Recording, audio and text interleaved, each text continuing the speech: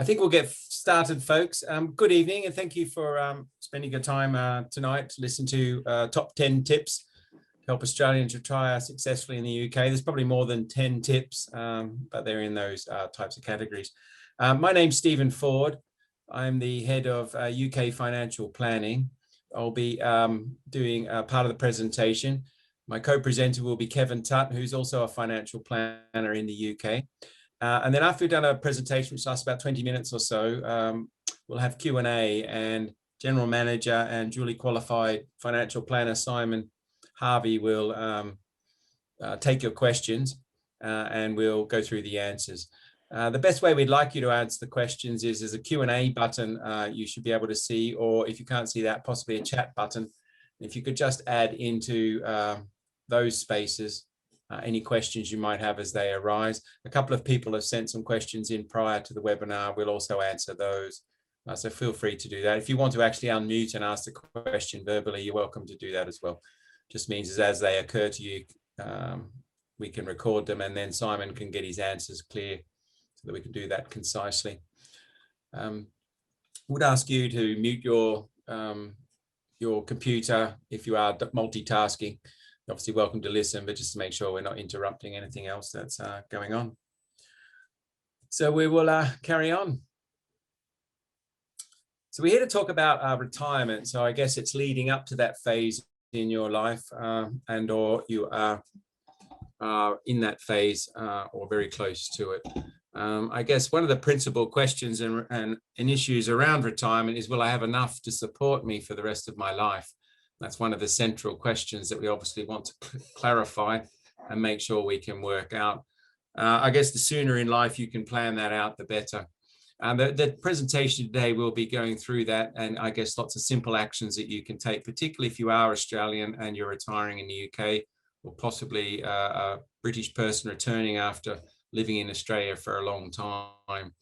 The financial taxation systems are quite different, so make sure you understand both, and planning for retirement here is key. There's also a lot of opportunities in the British tax system to tax effectively plan your retirement income, so they also need to be taken into consideration, and we'll outline a lot of those as we go through the presentation tonight.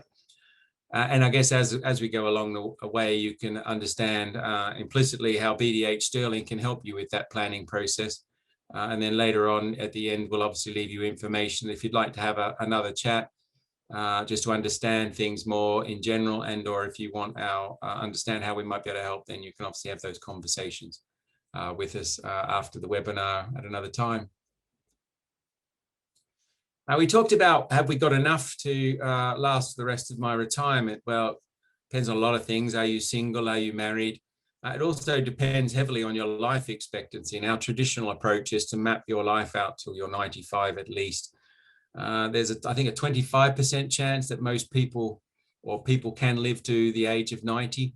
So we can't assume that life will be just in the 80s or the 70s. So it could last quite a long time. Typically, as you get older, you tend to need a lot more care as well, which might mean additional expenses that aren't there for a bulk of your life. So we need to plan for that potentially. So we need to assess your income leading up to the expenses that you will have through retirement, how they may change, any capital items that you might want to spend on, whether you want to buy RV or a boat or something that relates to an activity in your retirement. Then we need to map all that out. So it is important to understand all those issues, even if there are health issues, and therefore you might need support earlier in your retirement, all those types of issues. And as you can see from that graph, we use a process called lifestyle cash flow planning to map that out across your life and help understand what that looks like. When you see in our modeling anyway, red, that means you've run out of money. So in this example on the screen, you can see that this sample wasn't going to have enough money in retirement. So that's something then we set about correcting as best we can with you. Retirement, I guess, is a different phase of life. I think a lot of people think, oh, it's great, I can just quit work and it'll all be good, but it doesn't necessarily mean that. And I guess these days, the notion of retirement shifted a lot. It can mean you continue to work past time, maybe flexible hours, maybe you volunteer in a charity, a lot of people keep busy right through their life. So that the whole notion has changed quite a lot. and being clear often on what you want to do and how you want to spend your time in that phase is quite critical. A lot of people actually find that it's not for them, and they perhaps retired prematurely and get a bit bored after they've done all the bucket list items, and want to perhaps revert in some cases. So it's a time to have a good think about what you would like to do, and that includes having a bit of a dream. I think a lot of people leading up to retirement perhaps don't understand what opportunities they may have, and that with careful planning they can be made to come true. So maybe having a holiday home or maybe a sailboat or whatever is still a possibility, but we need to understand what that looks like. A lot of people just treat retirement as business as usual, when really it's a chance to open up your mind to the possibilities and then work backwards to, well, what's perhaps realistic. So in that context, retirement is coming a lot more flexible. In the British system, perhaps if you are Australian, used to superannuation system, that's been in Australia for many decades now. But the same kind of freedoms have only really come to Britain in the last 5 to 10 years in the pension space. Before that, it was quite restricted in terms of your options, but that's now changed. So that also opens up a great deal of scope for how you plan your retirement and how you plan to take your retirement income. We talked a little bit earlier about using lifestyle cash flow modeling. Just some more examples to give you a flavor. This is, I guess, a key process for us where we ask you a lot of information about your income, your expenses, your assets, your home, your properties, and where you want to go in life in terms of your goals and lifestyle. We take all that into account, and then we build a cash flow for the rest of your life. And you'll see in this example, as we talked about before, the top graph shows a couple. One was 52, one was 57. You can see eventually about early 80s for one, they start to run out of money. So in that situation, they maybe don't have enough to last them through for their whole life expectancy. The model below shows after a while, when you start to address some of those issues and make alterations to their plan, then you can see the red is gone. And that's one of our tasks, is to support everyone in the planning to make sure that you do have enough. So that then means there's a great deal of peace of mind, and hopefully at the same time we've orchestrated it such a way that you haven't actually had to forfeit too many of your life choices, or perhaps none. And arguably the red is gone, but you're even much better off, and opportunities have opened up that you perhaps haven't thought you could actually take. So that whole process is fairly iterative with you, but its main aim is to get us to that position at least. The tool is very sophisticated, so it can throw out all sorts of other information. So the top graph is your tax over retirement. We would normally aim in Britain to make that very low. You can see it's just £2,000 or £3,000 a year for the entire time of retirement, which is a huge contrast to usually the income tax you have to pay through your accumulation as you head towards retirement. But we can flex all that. And I guess the art and the challenge for us is to basically have you pay virtually no tax if we can orchestrate it amongst all the different asset classes. The bottom one is a net wealth chart. So in this example, this couple have about £1 million and then through life basically end up with £4 to £5 million in net wealth. The purple is their property. The other colors are fundamentally liquid assets or pensions. So you can just see we layer things up just to see what money you have and what buckets it exists in. So it's quite a powerful tool. It can look at inheritance tax, a whole raft of issues, and get us a sense of where we're heading. So I guess in the retirement phase, make sure it is built around a little bit more dreaming about what could your retirement look like before you decide the feasibility. That's a good starting point, because often people are surprised and a lot can be achieved. That's one of the rewarding parts of this kind of role, is that you help people understand with confidence and clarity just what they can be able to do, because quite often they're a bit pessimistic about what the opportunities are.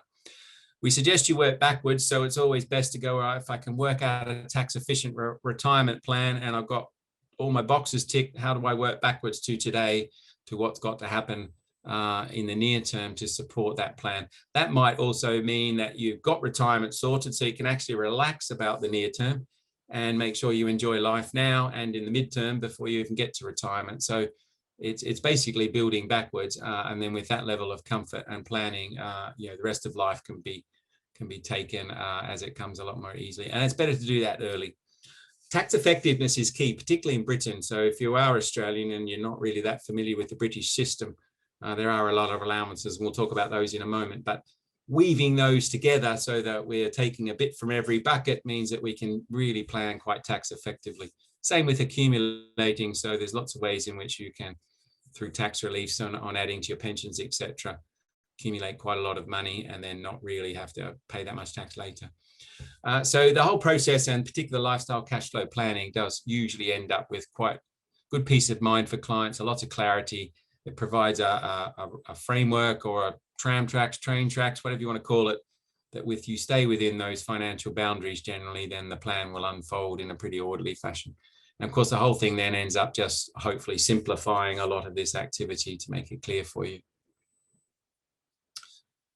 One of the key issues that all this hinges on is your tax residency status and what's called your domicile status. So if you are coming here from Australia, then we need to understand those two issues. There will be a change as you make the transition to go from an Australian tax resident to UK tax resident. That's one. And during that change, there's opportunities to plan carefully. But if you're already here, then there's also important things to understand around what's called your domicile status and how that affects the tax that you need to pay. You can have dual residency status, and there are taxation rules that give you tie breaks and things like that. So we need to understand that very carefully. What it does mean, though, is if you were Australian, or even if you were a British person who then had Australian citizenship and come back, you're then regarded in the Australian system as a foreigner. And that means you end up forfeiting quite a lot of really nice advantages that Australians have. So one is negative gearing on a property. Two is that once you leave, if you owned a home there, you no longer have primary residence, capital gains tax relief. And when capital gains tax, you are able, if you're a resident, able to halve the gain and then work out the taxation. That's lost. And you have a personal allowance in Australia of $18,000. That's lost. So there's a number of things that switched instantly. And so, those things need to be understood when you were reversing out of living in Australia and acknowledged when you are here. One of the key issues is how long you've also been in the UK. So there's a couple of demarcation points where you have to start understanding what tax you've got to acknowledge for the HMRC here as well. And this is not well understood. And one of those key points is about 7 years in. So if you've been in Britain up to 7 years and you have Australian assets that are generating income, you don't have to declare it in Britain so long as you leave the money in Australia. If, however, you want to bring the money over, you have to start declaring it. Once you get to 7 years, you definitely have to start declaring it, and you get a couple of ways of choosing to do your taxation. I won't go into detail, but it means that now suddenly your worldwide taxation is of interest to the HMRC, and you may still be paying Australian tax. You can claim credits for the foreign tax you've paid, but you now need to start thinking about the taxation. The other demarcation point is after being here 12 out of the last 14 years is another point where you still have to pay the tax. The rules just change slightly. And then if you've been here 15 years, as it says, you're regarded as deemed domicile. I'm Australian by birth, so I've been here 14 years. So I'm on the cusp of being deemed domicile, which means from a British point of view, I need to acknowledge all my worldwide income in a traditional British tax statement. It also means I will be subject to inheritance tax on all my worldwide assets. Which means that can, if you're breaking out or moving beyond the allowances that are available in Britain, can be then quite an expensive tax that us Aussies really aren't used to. So getting to grips with your tax residency and your domicile status is a really, really fundamental issue that starts to then guide a lot of other subsequent taxation decisions. So I guess it's most important that we clear that up and get your tax residency clear. We understand definitely a domicile status, and you do too, and you understand your responsibilities with tax returns.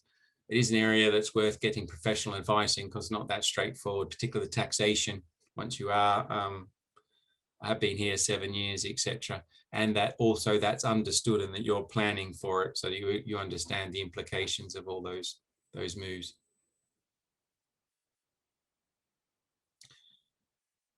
I mentioned earlier that the British system has a lot of different types of tax rules. Australia's, if I dumb it down, is quite simple in a way. In retirement, usually have a superannuation fund, and everything else is largely managed funds or something else, and they run through your income statement, and it's quite straightforward. Super doesn't, because it's taken tax-free. In Britain, there's loads of allowances. You have a 12,500 personal income allowance. You have a 12,300 capital gains allowance, a £2,000 dividend allowance, savings allowance. There's ISAs here, which means that funds that are invested in either in cash or stocks and shares, they can grow without any taxation, and they can be withdrawn without any taxation. There's a 20,000 limit every year that a person can put in, but that's not something that exists in Australia. A British pension, when you take it, unlike superannuation, only 25% of it is tax-free, unlike Australia, where it's usually 100%. The other 75 is then subject to tax. You may not have to pay that much tax, actually, if it's orchestrated well and organised well, but it is subject to taxation. And then onshore bonds, where again, a fund that can grow, and it's an investment fund, but you get a 20% tax credit on your income statement, because the fund is actually paid tax prior. So you can see that makes it a bit more complicated, but it also gives us loads of opportunities to put money in different buckets and use those different allowances, so that you could get 20 or 30 grand if we splice it all together very well without paying hardly any tax. And so I guess that's where our role comes into, helping you set yourself up to do that in the first place, so that we can minimize your taxation. The less tax you pay, naturally, the more your money stays invested for longer, the more it grows, the more you have ultimately. So I guess a lot of it is to try and decide where to take it from. In the British system, capital gains, if they're made and after your allowance has been taken off, are subject to 10 and 20% tax. If it's a property, though, it's 18 and 28. So buying and selling property is subject to more capital gains. And ISA, as I mentioned, if you get a capital gain on whatever's inside the ISA, it's zero. What is taxable is superannuation. We'll talk about that in a moment. Your property income here, state pensions, and other sources of taxation outside of those. Superannuation is a tricky one. So in Australia, it's tax-free, so we can organise getting it out there and paying no tax. But unfortunately, depending on how it was accrued, the HMRC takes a view that it would like to start taxing you. And one of the fundamental principles is that around about April 2017, the HMRC decided that after that point, it was definitely going to tax the growth of your superannuation fund. If it was prior to that date and it had come from working in Australia, so employment, it would be tax-free. So it fundamentally means it's a bit of a ticking time bomb now for people if they are planning to stay in the UK, and it's best to try to organise to get that out, because as the funds grow, they're going to be increasingly taxed. So if that is part of your portfolio, then we would suggest talking to us so that we can start to arrange that. If you've transferred money into a superannuation from a pension, that's more awkward, because that's going to mean the taxation is going to be higher. If you put money in after 2017 from other sources, it's going to be 100% tax. So this is a real watch out, and something that we would suggest you get our help on. I guess in this example, this gentleman, I guess, struggled for money, had quite largish expenses, and you can see the big two poles there are a couple of housing downsizes, but the graph is really about showing you, I guess, how the sources of income are blended. So every time you see a change in color, it's a different type of asset that's contributing to the income. So all I'm trying to get across, without going into detail, I guess, is that the art is weaving all those different sources of assets together, such that you don't pay much tax, and you know what role they're playing in your income over the course of the rest of your life, and that we've invested them knowing that. So if you're going to use them sooner, they might be invested more defensively. If they're going to be used 15 or 20 years down the track, we might invest them more aggressively, because there's more time for the growth of the fund. So there's loads of ways in Britain, particularly, to weave all that together, and it's important that we do that and acknowledge the taxation. So if I sum it up, it's work backwards from that point, and a tax-efficient retirement income plan. definitely make use of things like ISAs every year. We're coming up in the tax year, so putting 20 grand, if you have spare cash, you're shifting it out of something else that's taxable into that would be wise. Taking advantage of the pension relief. So if you put money into a pension in Britain, you get tax relief of 40% if you're in that tax bracket, or 20% on the money that goes in. So it can save you an awful lot of tax in your income statement. And then later on, we can usually engineer not having to pay a great deal back. If you're in the British system, there's kind of, if I'm honest, a kind of slightly sneaky tax called national insurance, which is 12% if you're a basic rate taxpayer. A basic rate taxpayer earns up to £50,000. When you're working, you've got to pay 12%. So if you have the opportunity in your employment to be on salary sacrifice, it's just a way of engineering paying your pension. There's no real difference economically in that sense. But you can often then avoid that 12%. You can also ask your company that's got to pay 13.8% national insurance on your behalf if they were to actually gift that to you. So there's a lot of free money sloshing around. So it's always important to understand these different methods and how they can reduce taxation and national insurance. I guess the other issue is you do have Australian assets, is trying to understand the role of those in your ultimate retirement income, because they're probably going to be subject to different taxation. Property, I guess we get asked this a lot. What should I do? Buy to let? How do I weigh that up, particularly if it's in Australia? A buy-to-let property can be a good investment in retirement. If it's done personally, maybe not, because you can't access the capital growth first. You only really rely on the rent. Mortgage here mortgage interest in Britain can only be claimed up to 20%. So it's not as attractive as Australia, and there's no such thing as negative gearing. You can, however, put a buy-to-let inside a limited company, which can have a lot of advantages. So there's just different ways to go about it. But some people prefer property and like the idea of it and a number of them as a source of ongoing income. So that's one strategy, but needs to be woven together with whatever else you're doing. If you've got Australian properties, then there's loads of issues to consider. If you've retained one and it's being rented out. So that I would suggest you also get help on, and make sure you're submitting tax returns in both countries and understand what your tax residency and domicile status is. An activity like that. And then I guess there's always your primary residence. So, maybe you've had a family home, it's big now. Do you downsize at some point? That releases usually a lot of your equity. I guess the other question is, do you repay your mortgage? We'll give you an example at the end, but that depends a lot on the interest rate and perhaps your age. But the interest rates are so low that sometimes it's better to leave some of it invested and just let it keep paying off until the actual mortgage is paid off down the track, as opposed to paying off with lump sums. So I guess it's to determine the merit of a property in your retirement portfolio versus other assets that are more liquid, more flexible, and you can access both capital gains and the income. Always get professional advice. This area gets a bit murky, particularly if you've got assets in Australia. We can help you decide whether to pay off your mortgage or whether it's worth leaving that money invested for longer, then paying it off. And of course, always try to refinance your mortgages. You should keep asking every time whether you can do better, because usually you can, particularly if you're willing to fix it for a while and keep the interest rates down, which means lower payments overall. So I'm going to hand to Kevin now, and he'll take you through some further sections. Thank you, Stephen. Stephen alluded to the fact that Australia and the UK has very different taxation systems. Inheritance tax is one of those areas.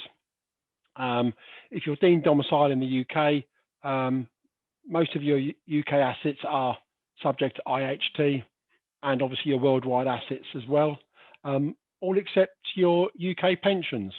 I'll come to that in a mo. There are certain allowances that an individual has for inheritance tax. Everyone has a 325,000. It's called a nil rate band, where your first 325,000 of your estate is not chargeable to inheritance tax. In addition, you have a property relief of 175,000 per person. So a husband and wife who have got property on their main residence worth 350,000 or more, collectively will have an inheritance tax allowance of £1 million, which they can pass on to their beneficiaries, such as their children, before the children start paying any tax. Anything over £1 million, the beneficiaries will pay tax at 40%.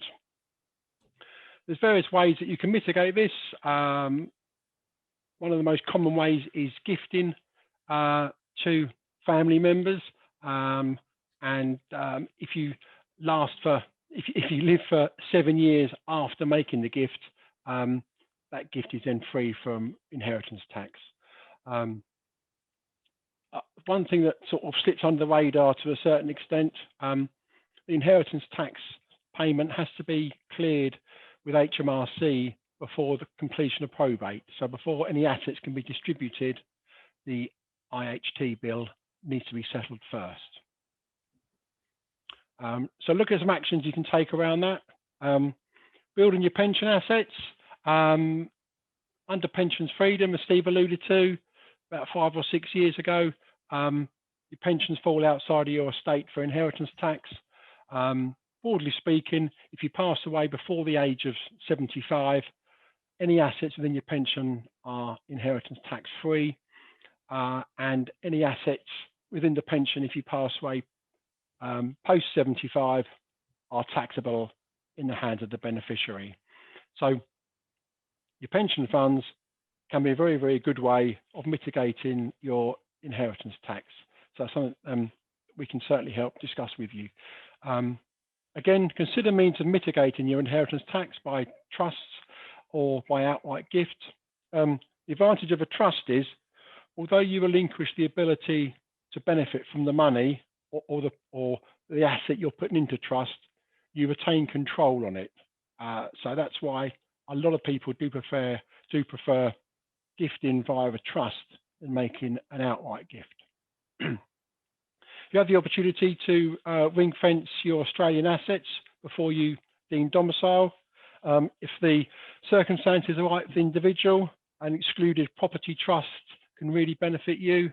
What that does, that takes the Australian asset out of the UK IHT regime, which means it falls outside for tax purposes. So if for under the right circumstances, that is a big benefit. The other way we can calculate what your inheritance tax is likely to be, and you can take out some life assurance. So on your death, the life assurance pays the inheritance tax bill, which means there's more for your beneficiaries to enjoy. The other option is through what's known as a deed of variation. If you're left any money in an inheritance, and for some reason you feel that some of it or all of it you don't actually need, you can bypass it and pass it to your next generation within 2 years, and that will avoid any inheritance tax at all, because it's come straight from the person's will. The other option, of course, is to actually spend it. Majority of your life you're paying into either superannuation or a UK scheme, with the purpose of using that money when you retire. So we have a lot of discussion with our clients around it's not worth being the richest person in the graveyard. Spend it and enjoy it. Wills and power of attorney. If you die without making a will, that's called intestate, and the rules are different if you're married or you're not. There's different laws which will suggest that it's a good idea to have a will in each country if you have assets both in the UK and Australia. Any assets from Australian, any benefit from an Australian asset passed to your children will attract capital gains tax on transfer. So we can certainly incorporate that with your estate planning. Spouses and relatives are not automatically given power of attorney in the UK. So they have to be, the beneficiary has to be chosen by the donor. And also pension nominations, it's extremely important that if you have a UK pension, that you've nominated what happens to the assets or the value of the fund on your death. Okay. Relationships. In Australia, de facto relationships are very similar to being married. Unfortunately, that's not the case in the UK. If you're not married, That can have inheritance implications, state benefit implications. Spousal transfer in the UK can be a very, very good idea. There's no capital gains tax to pay if you switch assets from husband and wife. Divorce or separation, it's important that you have a timely plan and get your finances in order to make sure that there's a clean break financially. So some actions to look at around that. Ensure you have wills in each country. If you have assets in both countries, that's very important. Again, same for power of attorney. Have your Australian relatives consider implication of wills. That's very important. Again, if you have assets or you have family back home in Australia, which I'm sure a majority of you will have. Again, pension nominations are up to date. That is very, very important. And be aware of the implications of your relationship status. So if you are married or you're not married, just be aware of what that entitles you to and the main difference from a legal perspective. UK state pension. If you've been working in the UK for a minimum of 10 years or maximum of 35, you're entitled to a state pension. The advantage is it rises in line with inflation. And if you decide to go back to Australia, you can still be paid the state pension from the UK. The main difference is it's not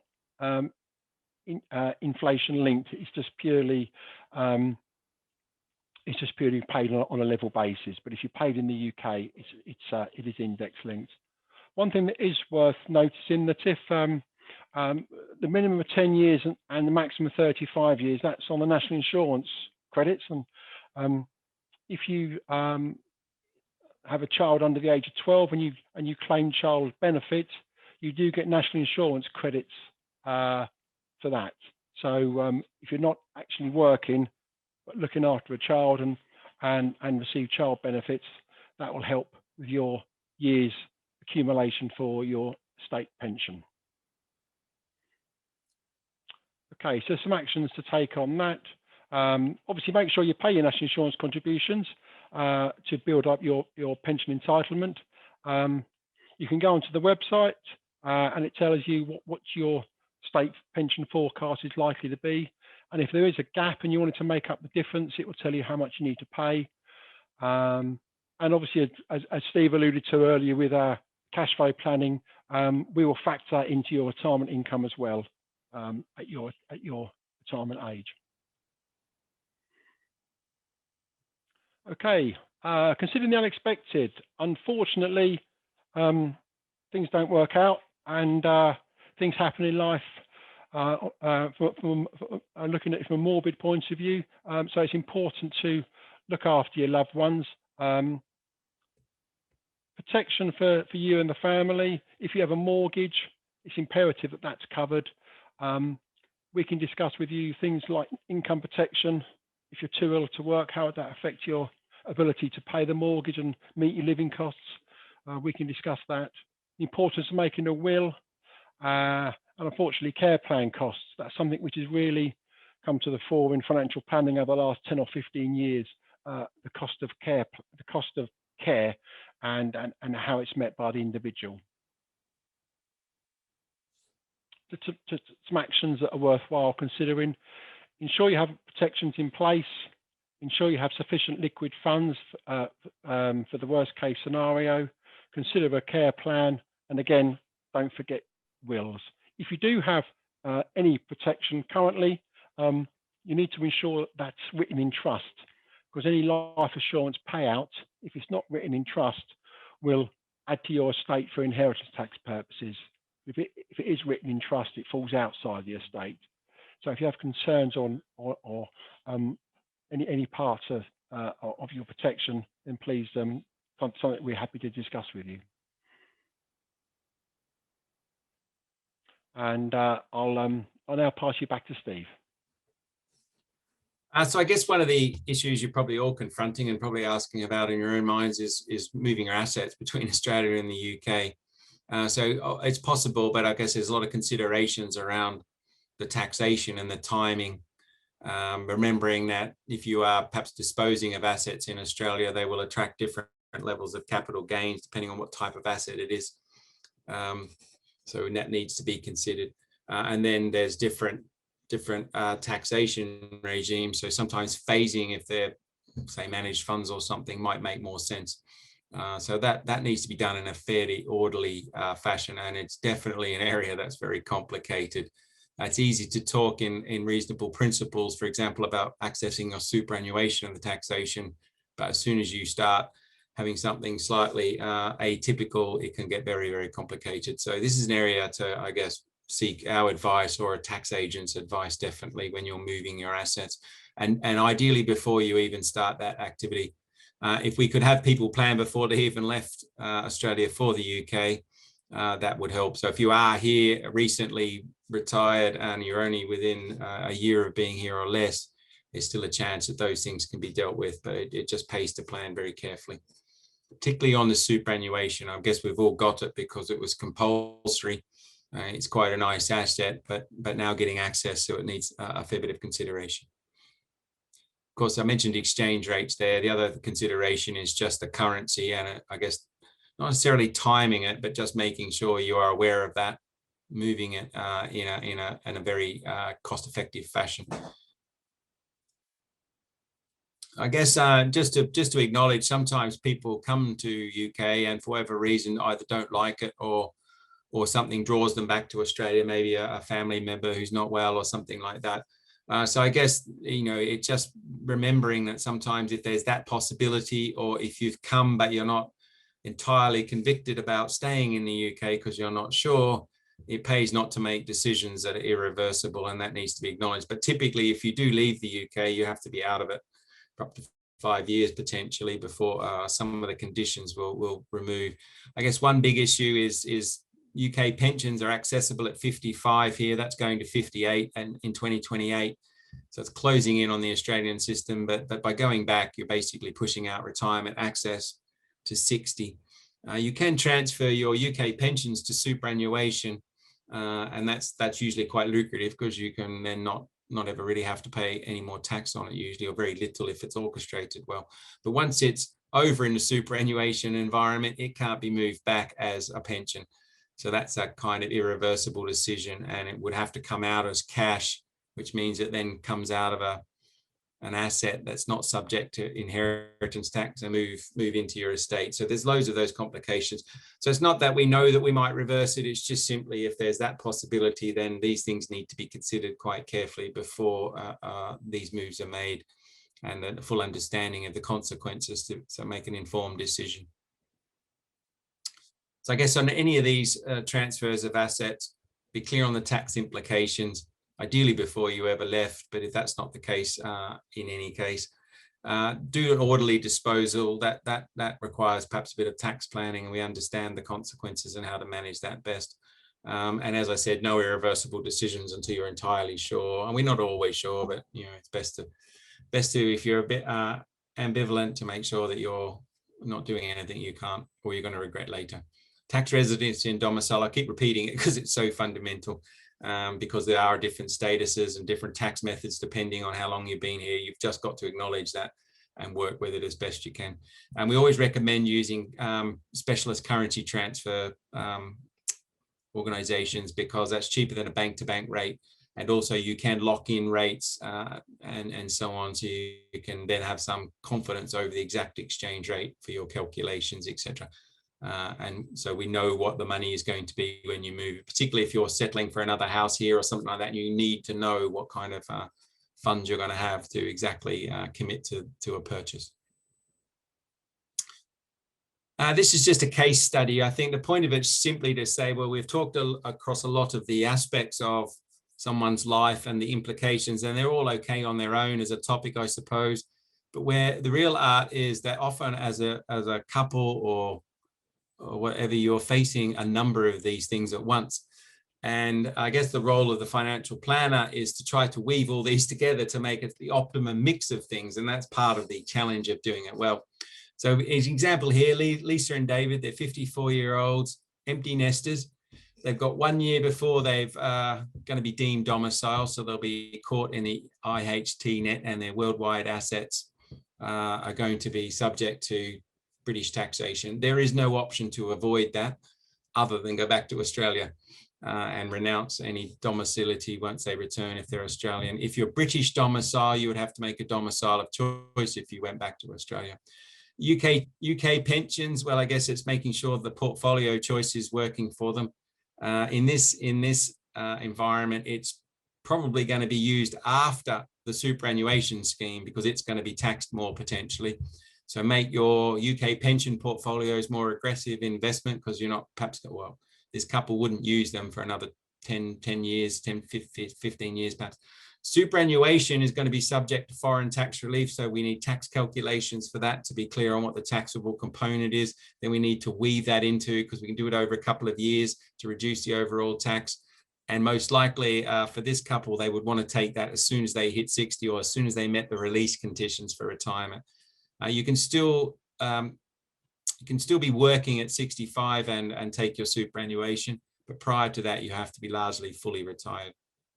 They have a home that's got 12 years left on the mortgage. It's offset mortgage with interest only, so that's got to be repaid, but a lot of the equity they used was withdrawn and invested in ISAs and getting an average of a 7% return versus an interest rate that's 2.1. In this environment, we talked to them and they refinanced it down to 1.1, in fact, and took more money out to invest. That's not for everybody, but it's just showing how that becomes another source of income, and they can use that to pay down the principal on the home ultimately if they don't choose to downsize at some point. 60% of that couple's wealth was in their home, but the home has only been appreciating at less than 2% for a decade. So it's not the world's best investment when a lot of your money is tied up into it. So I guess one contemplation for them now, their empty nest, is do they downsize at some point soon and buy something less, have no mortgage, and have some money left over. Both of them are employed, so they've got the decision between do they avoid taxation in 20 or 40% by putting that in the pensions versus taking it after tax and building up savings. And then there's the method, so salary sacrifice is another way of doing it. In this situation, the company may contribute 13.8% back to the employees. They own shares in Australian companies, so that's going to be in the IHT net potentially, unless they're put into an excluded property trust or sold prior and turned into cash. So that's an impending issue. And then if their parents pass away and they inherit more of that Australian company, then again, it's the IHT net, but there's business relief in Britain. So that needs to be worked out to make sure that's not trapped in that net. Both of them are eligible for state pensions. One's got a 13-year record, another 7 out of 35. So it's continuing to work if they're going to, but also you can top up your state pensions up to 6 years, which usually got about a 3-year payback, but that can get you quite a nice kicker, which means that that's money that's indexed, as Kevin said, for the rest of your life. Neither of them have got wills and power of attorney. It sounds dull, but it is dull. That is so fundamental to making sure you're not intestate, which means in practice largely that after the joint assets are split up and £270 goes to the surviving spouse, the rest is divided 50-50 between kids and the spouse or possibly other relatives in line. So it's not the place to be. And so it's a fundamental thing to get sorted out. The advice is often to get a will in both countries because the legal systems are different if you've got assets in both countries. So I guess it's just one example of, try to simplify the topics that this particular couple are dealing with, the types of things or methods that can be used to adjust, and I guess all the trade-offs that have got to be worked through to build a financial plan. That means that they are optimizing their wealth.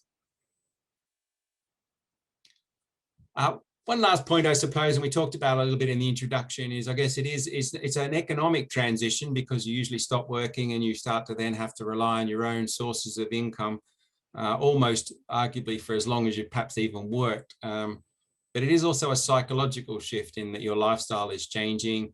Maybe the relationships change because you've got different activities now. Loads of things will change. So I guess it's starting to understand and be prepared for that.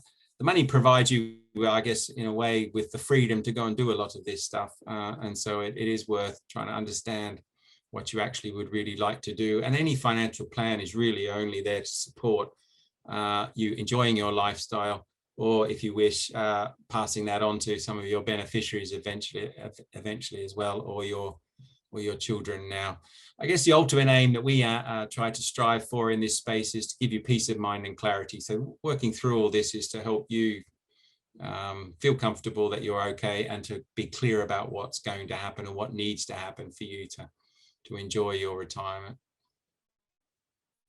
So if I sum up, it is a period that requires pretty careful planning. Even if it's relatively simple, there's still a lot that can go on to save you a lot of tax, invest your money wisely, take it wisely. If you've got assets in both countries, that adds an extra layer of complexity. So we can certainly support you in that. And most of that can be dealt with. It's no drama in a sense. It's just a lot more technical work to try to sort it out and weave it into the British picture. On the flip side, if you don't plan, then it can be quite costly. I know when I turned up, I didn't understand the taxation system, thought I was going home in 5 years, didn't put anything in a pension, and probably squandered a lot of tax relief that would now be preferable. Didn't understand what ISAs were, loads of things that are quite costly. I could pull my super hours one lump sum and just get a huge tax bill because I don't really know what I'm doing, versus getting our help and perhaps phasing it and paying not that much tax at all. So I guess it really is make sure you do get help if you are in that situation. We also have BDH Australia who can support us on your Australian assets. They will have to give advice, and they can do that. That's the advantage of BDH. We're dual qualified in both countries, so we can get the financial planning done in great detail there. No British IFA is able to manage your Australian assets, so I guess we treat ourselves as a one-stop shop where we can look at your entire estate, often sometimes with a third country involved if you've had history of working somewhere else. So that's the end of the presentation, folks. We'll open the floor to the questions if any have been posed. I'll just put up contact details and just leave that slide up while Simon goes through the questions. And if you want to have a chat, then just send an email to that email address. It would help if you just included a little bit of information on yourself, particularly your ages. That helps us understand where you're at in life. And then perhaps a bit of a hint about the issues that you want to explore, and that gets us started. It's always best to have a chat though, because everyone's circumstances are different, and the more we understand in detail, the more we can figure out whether and how we might be able to help you. So it's always worth doing. Simon, how are we going on the questions? You.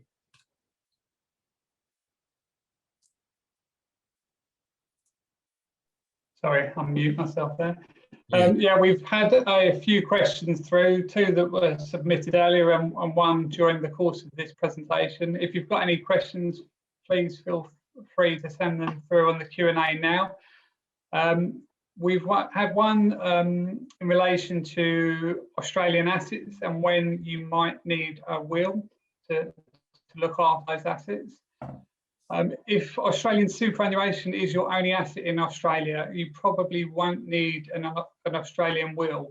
The reason for that is that the superannuation fund doesn't technically form part of your estate. It's actually held in trust on your behalf by a trustee, and so won't normally be distributed by the will. So if you have Australian superannuation, you can normally make a death benefit nomination to the trustees. You can either do a discretionary nomination or a binding nomination. If you make a binding nomination, then the trustees will follow that instruction.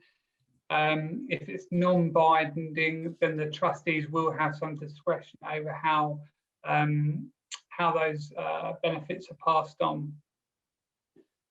Another question that we had through earlier in relation to receiving or inheriting assets was relating to an individual whose mother is in Australia. Presumably she's not a UK domiciled individual. She doesn't have a domicile of origin in the UK. And if that's the case, and she is Australian domiciled, then her estate would not be subject to inheritance tax.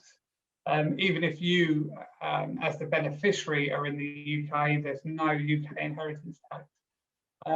There may be some Australian capital gains tax payable on those assets, and it would depend on the type of asset and the value for which those assets were originally acquired and then distributed.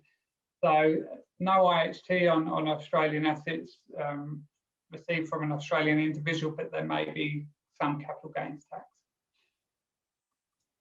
Another question we had was in relation to transferring pension funds from Australia, or transferring superannuation from Australia to the UK, and whether it can be transferred to a UK pension. So unlike a UK to Australian transfer, where you can transfer from a UK pension scheme to an Australian superannuation fund, Australia does not allow transfers in the opposite direction.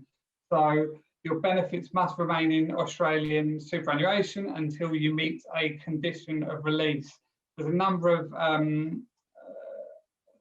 of scenarios where you meet a condition of release. That might be financial hardship, it might be serious ill health, but it is generally once you have retired and have reached your preservation age. At that point in time, you can then extract those benefits, but as I say, you can't transfer them to a UK pension. You receive those benefits personally, and the way in which you receive those benefits will determine what UK tax liability you will have. There are certain ways of accessing the superannuation that is going to be far more tax effective than others. And that's, as Stephen alluded to earlier, that's where a carefully laid out plan is going to get you the optimal results. So that's certainly something we can assist with. We've just had a question about our initial consultation and what process that entails. We offer a free initial consultation that can either be, or generally at the moment, we're doing those over video conference, and it will be roughly an hour long. We'll learn a bit more about your situation, understand what you're hoping to achieve, find out about your current assets, your circumstances, etc. At the end of that session, we'll be able to tell you how we can add value, how we can help you, and how we could support you moving forward. And that will generally be through providing a financial plan where we prepare a lifetime cash flow model, and then optimize your position off the back of that model. So yeah, at the end of the consultation, you decide whether you want to engage us for the financial plan. It's no obligation, so if you decide not to proceed, that's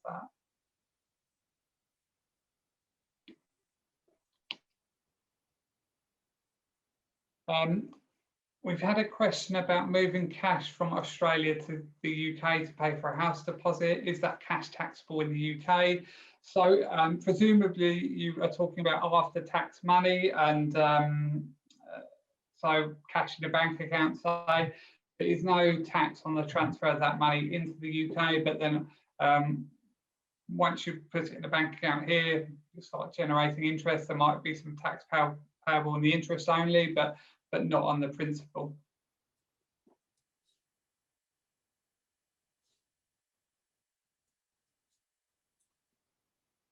I think that's all of the questions answered. We might just hang on a few minutes more just in case anyone else wants to send anything through. Someone did ask, will we be sending out reference information? So we'll send out the slide deck, and we'll also give you a copy of the recording. And then we have a website, bdhsterling.com, where there's also other information that you can read, blogs and things about each of the topics, etc. So that's another source of information. And then, of course, as Simon just said, you can call us and just ask questions.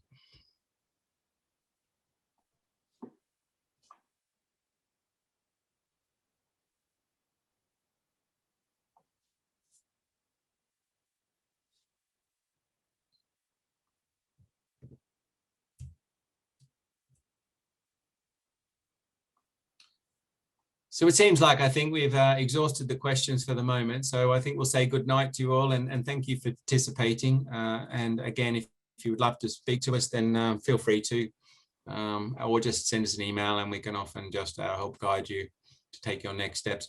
I will say also that we have an associate company called bdhTax, who like us are dual qualified in UK taxation and Australian taxation.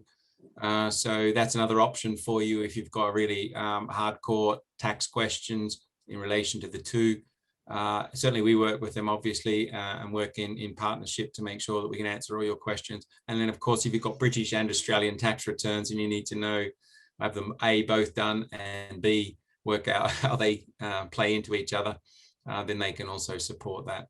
And then, of course, many other contacts in other areas such as mortgage brokers and will writers and so on, currency brokers. So we have access to a lot of additional support that hopefully one way or another we can direct you to somebody who is trustworthy and will look after your interests as well. So thanks very much, folks. We'll say good night now, and we hope to speak to you in the future. Take care. Bye.